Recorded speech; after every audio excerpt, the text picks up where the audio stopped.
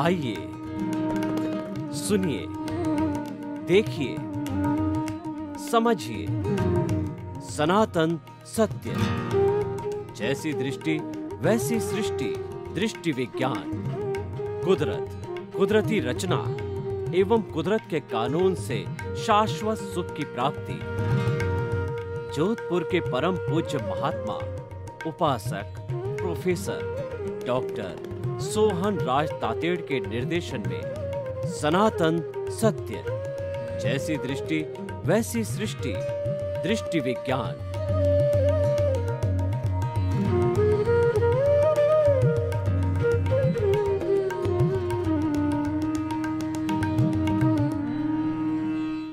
One 9-1 ओम ह्रीं नमो अरहन्ताणं।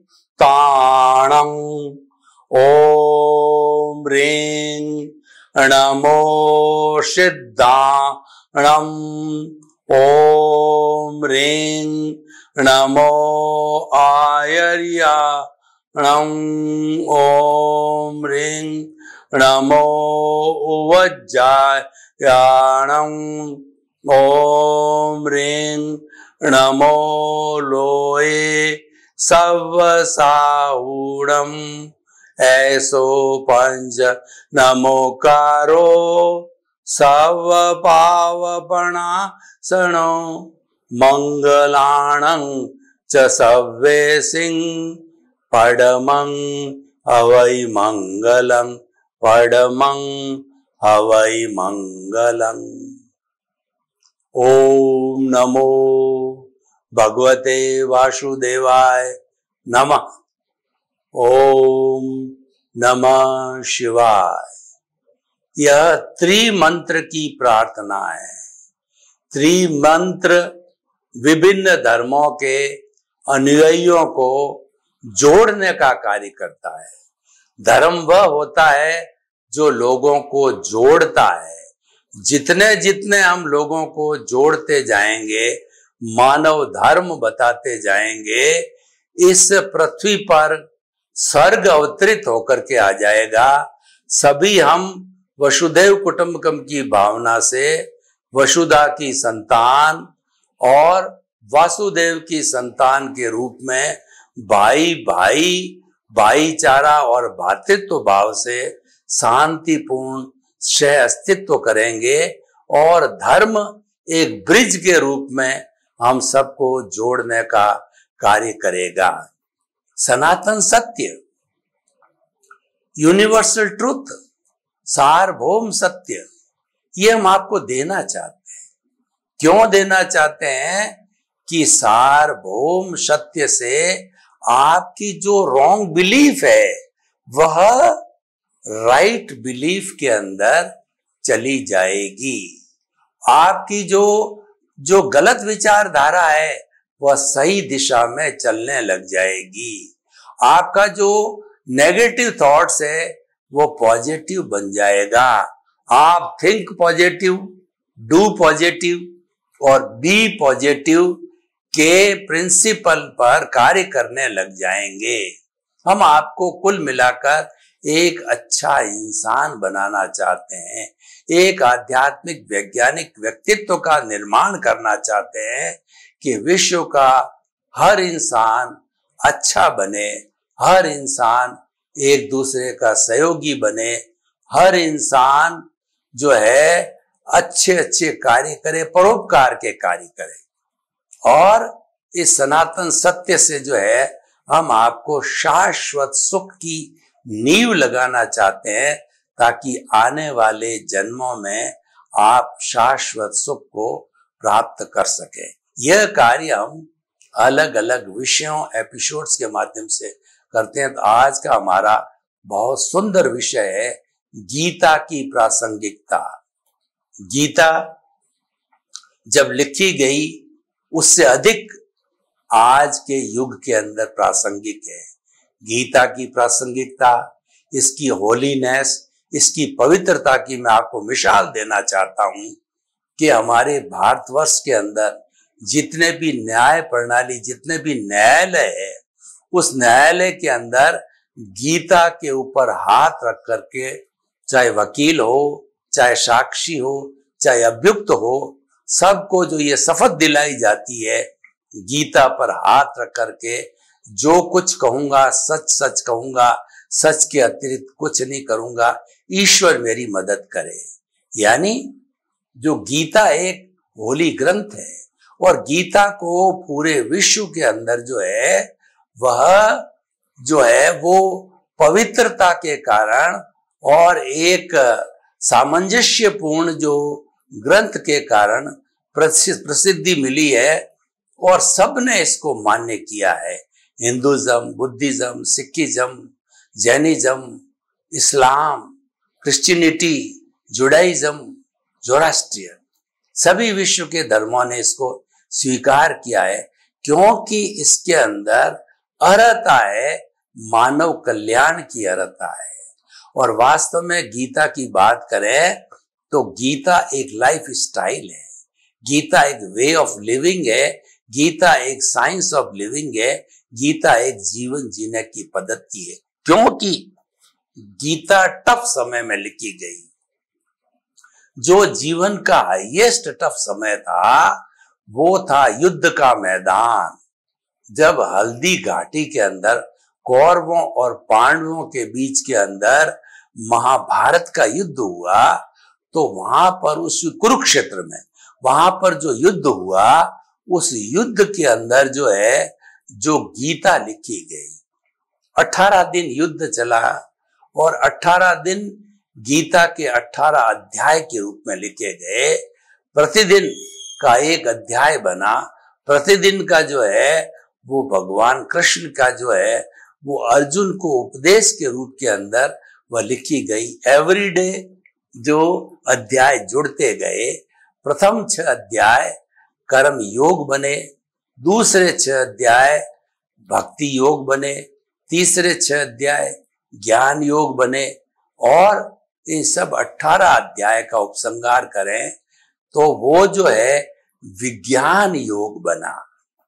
तो भाई और बहनों, ये गीता कैसे लिखी गई? प्रथम दिन था युद्ध का, तो जब अर्जुन का रथ जो भगवान कृष्ण जिसके सारथी थे, उसको युद्ध के मैदान में सेंटर में लाके खड़ा किया गया, तो अर्जुन ने हथियार डाल दिए। उसने भगवान कृष्ण को कहा कि मेरे सामने विष्णु पितामह है, मेरे सामने धनुर्विद्या सिखाने वाले जो है वो मेरे गुरु द्रोणाचार्य है, और जो है वो हमारे गुरु जो है कृपालुचार्य है। इन सब ने हमको पढ़ाया लिखाया, और हम उनके हाथों में हम बड़े हुए। हमारे चचेरे भाई है, हमारे ताऊ है, सभी हमारे रिश्तेदार है। उनका जो है नाश करके और कोई साम्राज्य को प्राप्त करता है तो धिक्कार है उस साम्राज्य को, उस जो है पृथ्वी के टुकड़े को धिक्कार है। वो हमारे क्या काम का, जो कि इतने परिजनों की हिंसा करने के बाद हमें मिलेगा। तो कृष्ण भगवान ने कहा कि महाभारत एक नियति है, और यह जो है अधर्म पर धर्म की जीत है। यह नियति होने के कारण टाला नहीं जा सका। सारे प्रयास कर लिए, स्वयं मैं शांति दूत बन करके और राजा धृतराष्ट्र और दुर्योधन के पास गया, और मैंने बहुत छोटा सा प्रस्ताव रखा कि आप भारत का आधा भाग, कुरुवंश का आधा भाग न भी दो तो कोई बात नहीं है। 5 पांडव है, प्रत्येक को आप एक एक गांव दे दो, वो संतोषी व्यक्ति है, उसी में संतुष्ट हो जाएंगे। तो धृतराष्ट्र तो फिर भी तैयार हो गए, लेकिन महत्वाकांक्षी राजकुमार और हिंसक वृत्ति का, क्रोधी वृत्ति का, नेगेटिव थॉट्स वाला दुर्योधन है, हठी दुर्योधन है, उसने तो कह दिया कि मैं एक सुई की अणी जितना भी जो है भूमि का टुकड़ा वो पांडवों को नहीं दूंगा। तब कृष्ण भगवान को भी कैद किया गया, उनकी इंसल्ट की गई कि चलिए आए, वो तो भगवान थे, सब कुछ निपट लिया गया। लेकिन इतने प्रयासों के बाद भी जो है वह महाभारत नहीं टाला गया, द्रौपदी का चीरहरण हुआ। उस वक्त में जो विश्व पितामह थे, पूरा राजकाज लगा हुआ था। पांचों पांडव थे, दुर्योधन थे, धृतराष्ट्र थे और गुरु द्रोणाचार्य थे और राजा कर्ण था। अंग अंग जो है राज वाले कर्ण थे और जो है कृपालुचार्य थे। सब कुछ होने के बाद भी जो है द्रौपदी का चीरहरण दुशासन के द्वारा नहीं रुका। यह नियति का योग था, पूर्व जन्म के कर्मों के योग था, के कारण था, जिसके कारण नहीं रुक सका। तो गीता इस तरीके से लिखी गई है। भगवान कृष्ण ने उस वक्त जवाब दिया कि सारे प्रयासों के बाद भी युद्ध नहीं टला। तुम क्षत्रिय हो, क्षत्रिय कभी भी पीठ नहीं दुखा देते हैं। क्षत्रिय वह होता है कि हंसता हंसता युद्ध के मैदान में शहीद हो जावे तो उसको देवगति मिला करती है। कभी भी सच्चा क्षत्रिय पीठ नहीं दिखा देता। ये तो तुम्हारे पे थोपा गया है, तुम्हारी ड्यूटी है और उसको भेद विज्ञान सिखाया। ये लड़ने वाला अर्जुन मन वचन काया रूपी पुतला है, वह पुतला तुम नहीं हो। तुम तो शुद्ध आत्मा स्वरूप हो। अपना विराट स्वरूप बताया कि मैं कृष्ण अलग हूं और मेरा स्वरूप जो आत्मा का है वो अलग है, वो रियल है, ये रिलेटिव है। रियल और रिलेटिव का पाठ अर्जुन को बताया कि तुम जो है तुम्हारे पे थोपा गया है और तुम ड्यूटी समझ करके, कर्तव्य समझ के, निष्काम कर्म समझ करके इसको लड़ोगे, तुम्हारे कोई कर्मों का बंधन नहीं होगा। क्योंकि ये जो आत्मा है वह तो ज्ञाता दृष्टा रहकर के इस कार्य को करवा रही है, तो उसको जो है इन वचनों के कारण जो है वो किसी तरह का कर्म बंधन नहीं हुआ। और अर्जुन इतनी हिंसा करने के बावजूद भी उसी भाव के अंदर वो मुक्ति को गया। तो इस तरीके से गीता की प्रासंगिकता उस समय से अब बहुत ज्यादा है। ये प्रासंगिक क्यों है उसका हम विश्लेषण करते हैं कि पहले जो 6 अध्याय कर्म योग के हैं। कर्म का मतलब होता है कार्य करना और योग का मतलब होता है कि निष्काम कर्म, निष्काम भाव से कर्म करना। देखिए, व्यक्ति कर्म साथ लेके आता है, पूर्व जन्म में ही तय हो जाता है कि इस जन्म के अंदर क्या क्या कर्म किए जाएंगे, क्योंकि वैसे ही भाव डाले जाते हैं, वहां पे कॉजेज डाले जाते हैं और वो बंच ऑफ दी कॉजेज जो है वही हमारा प्रतिष्ठाएं है, वो डाली गई थी। वो उस जन्म के अंदर, इस जन्म के अंदर भाव है, वो द्रव्य कर्म बन करके और व्यक्ति वो उदय और प्रारब्ध के अनुसार उसको हिसाब के रूप के अंदर भोगता है। तो कर्म हम करते ही रहते हैं, लेके आए हैं, लेकिन कर्म कैसे किया जाए। हम रात्रि के समय में भी हमारी दबी हुई भावना थी, उन भावनाओं को साकार करने के लिए स्वप्न देखते हैं, यानी स्वप्न में भी हम कार्य करते हैं। तो जीवन का ऐसा कोई क्षण नहीं आता कि हम कर्म नहीं करते हैं। तो कर्म तो करना ही पड़ेगा, कर्म करते भी हैं, परंतु उस कर्म को विज्ञान स्वरूप के अंदर करो, यानी उस कर्म को जो है वो निष्काम भाव से करो। निष्काम भाव का मतलब फल की इच्छा रहित होकर के करो। ये इसकी मुख्य प्रासंगिकता है कर्म योग की, कि कोई भी व्यक्ति जीवन में कार्य करे तो वह बिना कर्ता बन करके जो है निष्काम कर्म से करे, यानी वो फल की इच्छा जो है नहीं रखे कि मैं जो कार्य कर रहा हूं उसका फल मुझे इस तरीके से मिलना ही चाहिए। और हम अगर बराबर एकाग्रता के साथ में दृश्य, दृष्टि और दृष्टा बन करके ध्यान दे और ध्याता बन करके कर्म करेंगे तो फल तो अच्छे निश्चित तौर पे मिलेंगे ही। लेकिन हम जो है प्रारंभ से ही लक्ष्य मान के चले कि नहीं, हमको तो कर्म, हमको जो अच्छे फल मिलने ही चाहिए, तो ये फल की इच्छा हो गई। तो फल की इच्छा के साथ किया हुआ कर्म है वो सत्कर्म नहीं कहलाता है। तो इसीलिए हमें जीवन के अंदर कोई भी कार्य करें वो फल की इच्छा रहित होकर के करना चाहिए। ये कर्म योग का जो है मुख्य सिद्धांत की प्रासंगिकता है। दूसरा जो है, जो दूसरे जो है 7वें से 12वें दिन, यानी अगले 6 जो है दिनों का युद्ध का मैदान का जो संदेश था वो भक्ति योग बना। भक्ति का अर्थ होता है कि समर्पण।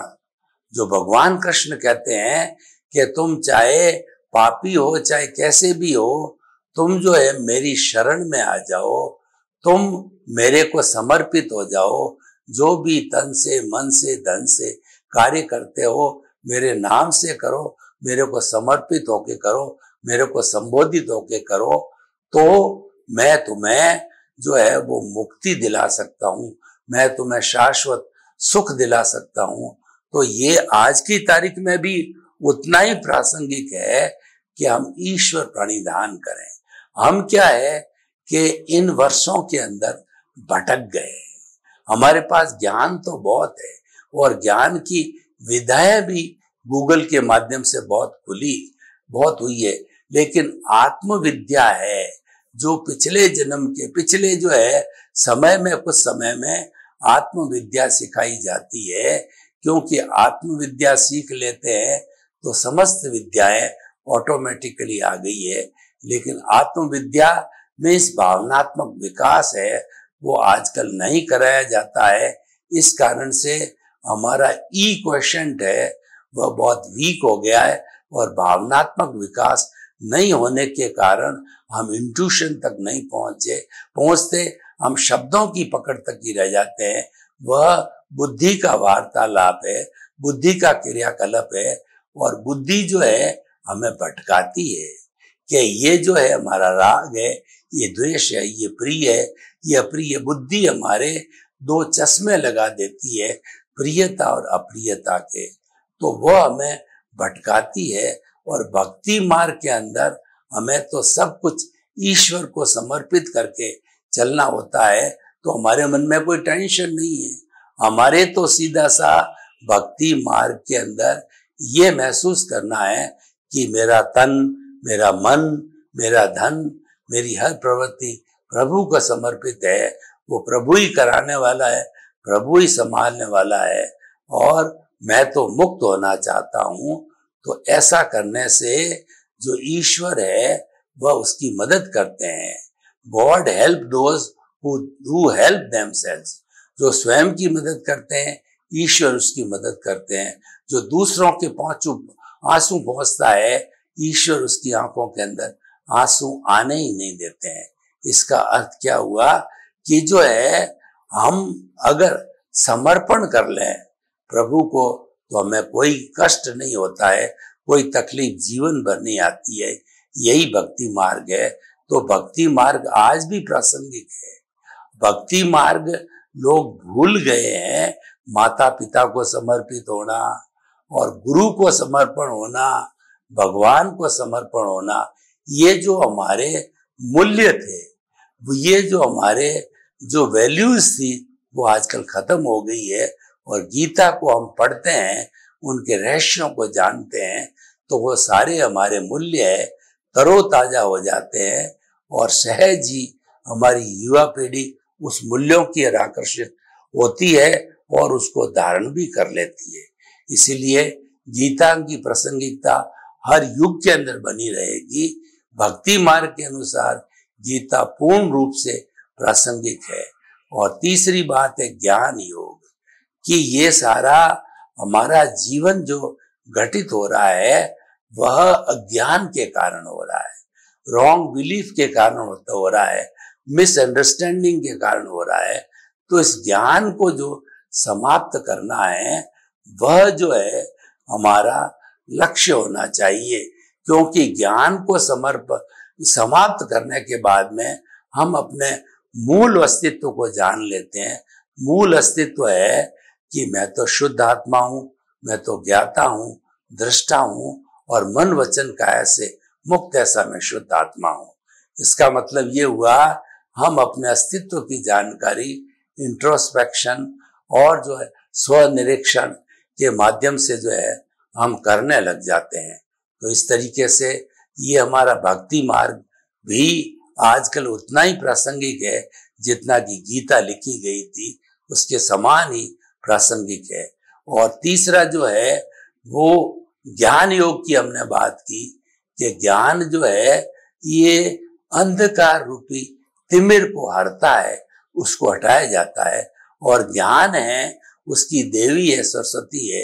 इसलिए जब कभी भी हम कोई भी ज्ञान की प्रवृत्ति करते हैं तो दीपक प्रकाशमान करते हैं, वो जलाया जाता है, क्योंकि दीपक जो है वह एक अज्ञान को मिटाने का प्रतीक है। जैसे गुरु, गु का मतलब ज्ञान, रू का मतलब मिटाने वाला। गुरु वह होता है जो अज्ञान रूपी अंधकार को मिटाता है। तो ठीक उसी तरीके से जो है हमारे इस ज्ञान योग के अंदर ये जो है हमारा अज्ञान है उसको जो है हम प्रभु भक्ति करके आराम से मिटा सकते हैं। तो इस तरीके से जो है ये आज गीता की प्रासंगिकता जो है वो ज्ञान के स्वरूप में भी आज वैसी की वैसी बनी रही है। इसलिए हम कहना चाहते हैं कि गीता की प्रासंगिकता जिस वक्त में लिखी गई थी उससे ज्यादा आज वो प्रासंगिक है, क्योंकि आज उसकी आवश्यकता है। आज का सिनेरियो देखो तो, और अखबारों को पढ़ो, प्रिंट मीडिया को पढ़ो या टीवी मीडिया को देखो तो हमें मालूम होगा कि आज का इंसान बहुत सेल्फ सेंटर्ड हो गया है, बहुत स्वार्थी हो गया है। और उसके साथ समाज के अंदर जो है कई तरह की हिंसा, भेदभाव और रेप के मैटर और व्यक्ति से व्यक्ति को परेशान करने का मैटर जो है, घृणा करने का मैटर, निंदा करने का, ये सारी अमानवीय चीजें, ये मूल्य है जो गिरे हुए हैं वो हमको मिलते जाते हैं। तो लेकिन गीता की प्रासंगिकता आज भी है।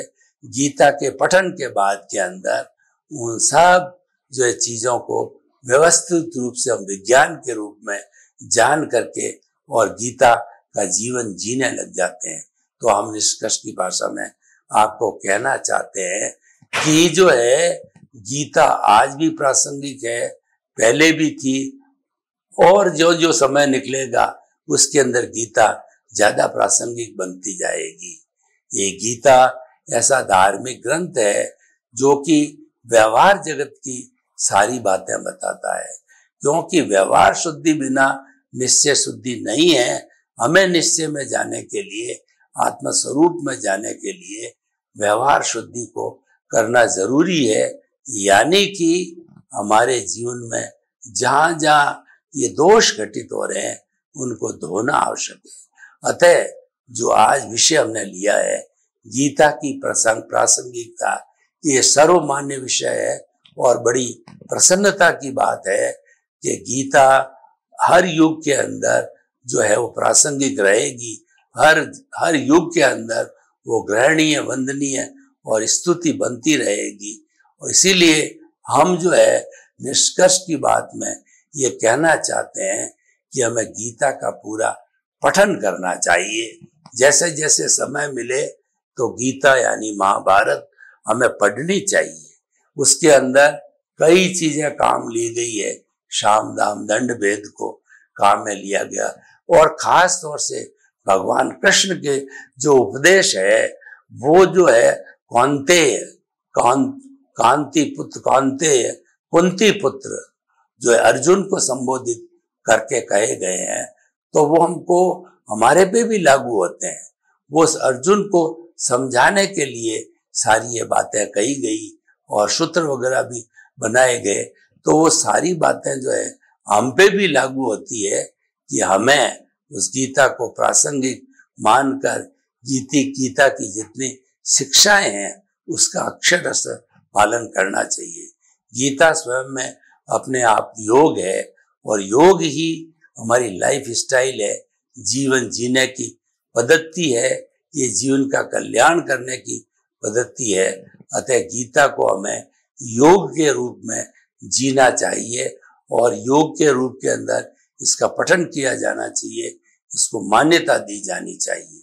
तो अब हम बताना चाहते हैं, अगर ये आज का विषय ओपन टू द ऑडियंस किया जाए और गीता में विश्वास रखने वाले श्रद्धालु, गीता को बार बार पढ़ने वाले श्रद्धालुओं से जो है वो हम जो है ये निवेदन करना चाहते हैं कि आप इसका रेगुलर पठन करो। आपको प्रतिदिन कुछ न कुछ नया मिलता रहेगा, क्योंकि गीता जो है जनहितार्थ, लोक हितार्थ और लोगों के कल्याण के लिए लिखी गई है कि लोगों का कल्याण कितना अधिक से अधिक हो, परोपकार अधिक से अधिक होना चाहिए। अब आप देखिए कि गीता के अंदर बहुत सी बातें ऐसी बताई गई है जो कि मानव कल्याण से जुड़ी हुई है। गीता ये कहती है हर इंसान को जो है वो आत्मतुल्यवत समझो, यानी जैसा हमारी हैसियत है, जैसे हम जो है चेतन शक्ति के रूप में है, वैसा का वैसा सारे लोग जो है जो कि गीता से संबंधित है वो भी जो है उनका भी पूरा अस्तित्व है। यानी हमें किसी के अस्तित्व को नकारना नहीं है, हम किसी के अस्तित्व को स्वीकार करते हैं तो उसमें हमारा अस्तित्व समाहित है, और किसी के अस्तित्व को अगर हम नकारते हैं तो इसका अर्थ ये हुआ कि हम अपने अस्तित्व को नकार रहे हैं। जब अस्तित्व को नकारा जाएगा तो हमारा पूरा जो है श्रम और पूरा विश्वास ही समाप्त हो जाएगा। इसीलिए जो है गीता आज ज्यादा प्रासंगिक है बनिस्पत की जब लिखी गई थी उतने समय के अंदर वो प्रासंगिक थी। तो भाई और बहनों, हम आपको बताना चाहते हैं कि गीता का जो संसार है वह चेतना का संसार है और वह जीने के योग्य है। वह जो है संसार जो है व्यक्ति संतुलित रूप से जीता है तो बहुत अच्छा जीवन होता है। तो अब हम सारा निष्कर्ष पे आते हैं कि गीता में जो जो शिक्षाएं दी गई है वो हमें अपने जीवन पर लागू करनी चाहिए, हमें उसका पालन करना चाहिए, और उसके साथ साथ में गीता के अंदर जो कुछ भी जो है वो हमें उसकी वैज्ञानिक बातें हैं उसका भी हमें विश्लेषण करना आना चाहिए। जितनी जितनी हम ज्ञान की पैठ को गहरा करेंगे उतना उतना जो है हमें शुद्धिकरण का मंत्र मिलेगा। हमने अपने ज्ञान को गहरा किया, यानी हमने अपने ज्ञान को बहुत विशाल किया, यूनिवर्सलाइज योर कॉन्शियसनेस। हमने हमारी आत्मा को जो है पूरा यूनिवर्सलाइज कर दिया, क्योंकि आज का युग प्राइवेटाइजेशन, लिबरलाइजेशन और जो है ग्लोबलाइजेशन का युग है। तो ऐसे समय के अंदर गीता जैसे शास्त्र को अगर मान लो मान्यता दी जाती है तो ये हमारे भारत के लिए बहुत प्रसन्नता की मान्यता रहेगी, और वास्तव के अंदर गीता जो है उसी लेवल पर जो है अर्हता रखती है अपनी मान्यता को प्राप्त करने के लिए। अतः हम रिश्वर्स की भाषा में बात करना चाहते हैं तो गीता की प्रासंगिकता आज भी वही है जो पुराने समय में थी, क्योंकि गीता जो है वह व्यक्ति को हर तरह का पाठ पढ़ाता है और हर उम्र के व्यक्ति को पाठ पढ़ाता है, चाहे बच्चा हो, चाहे बुजुर्ग हो, चाहे युवा अवस्था हो, हर एक को अच्छा पाठ सीखने के लिए गीता में अर्हता है और योग्यता है। तो जब हम अपने जीवन को जो है वैसा बना देते हैं तो हमें गीता और ज्यादा प्रासंगिक हो जाती है। तो कुल मिला के हम कहना चाहते हैं कि गीता को हम जितनी बार पढ़ सकें हमको लगेगा कि कुछ न कुछ नया इसमें से निकल रहा है, क्योंकि गीता जो है वो भगवान कृष्ण के द्वारा बताए गए उपदेश है, तो वो तो हर जगत के अंदर उपयोगी रहेंगे। सर्वे भवन्तु सुखिनः, सर्वे सन्तु निरामया। लोक के सब जीवों को सुख मिले, शांति मिले, आनंद मिले और प्रेम मिले, और सभी हिल मिल करके इस संसार को स्वर्ग बनावे। आपके प्रति मंगल।